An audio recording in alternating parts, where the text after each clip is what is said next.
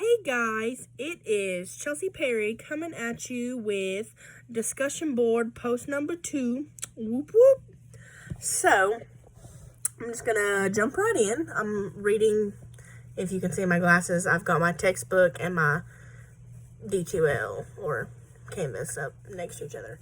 So, the prompt for this week was identify a problem, example homelessness, and explain why this issue is important and worthy of research. Be certain to use both the nominal and operation definitions, and then formulate 3 quantitative research questions and then convert them to qualitative. So, basically, what I want to talk about is homelessness, which was basically the example that you could have chosen to use. So, there's a lot of controversy around homeless populations and stuff like that, and there are rising rates constantly here in the United States. But this is, to me, this is very important. I live in downtown Kingsport, Tennessee, so I see a lot of the homeless people who sleep on Broad Street,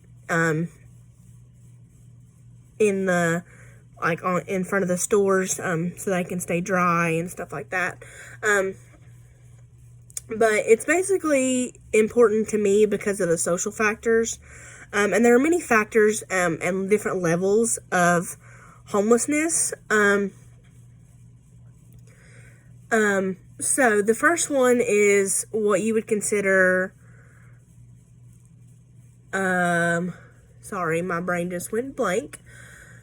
Okay, so you have the at risk of being homeless, which obviously are those people who are at risk to lose their home, and they don't have a plan of shelter afterwards. And then you have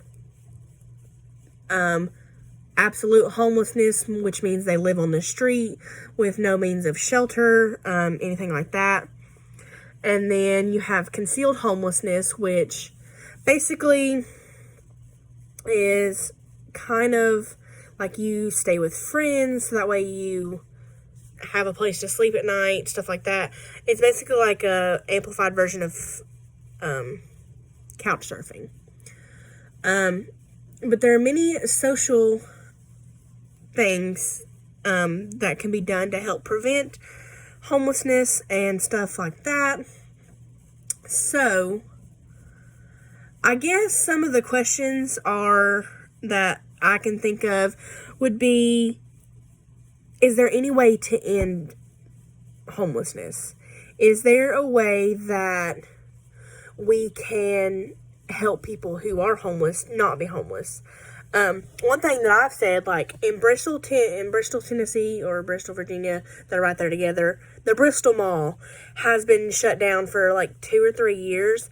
I have said from the get-go that they should turn that into a homeless shelter, because there's so many stores in there. You could turn them into apartment, turn some of the stores in, add bathrooms and stuff, and turn those into little apartments to help people get back on their feet, so that way they can get a job. And you got a food court in there, so it'd be easy to put some a food service thing in there.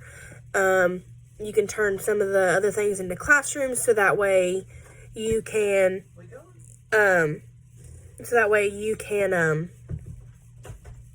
help them if they don't have their GED, maybe get their GED, just things like that. I've always thought about that. And then, who do you consider what do you consider homeless is, so who are the homeless population, basically? Is it the people who just live on the street?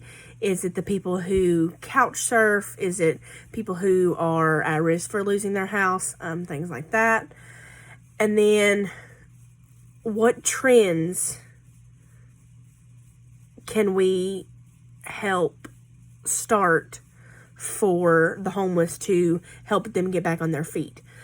And that, again, that basically just kind of goes with my idea to open up the Bristol Mall as like a homeless shelter. I mean, but I like this research. I like this topic to look at because I do community theater in downtown Kingsport, so I interact with a lot of these homeless people in Kingsport, on a daily, weekly, monthly basis, and we're never one at Lamplight to turn them away. So, I just see a lot of everything that happens to them firsthand, and it breaks my heart, and I just wish I could help them.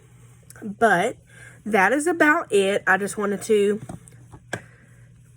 do the video to get, I think I get my point across better in videos than I do, even though I do. And, but like I said, that is it.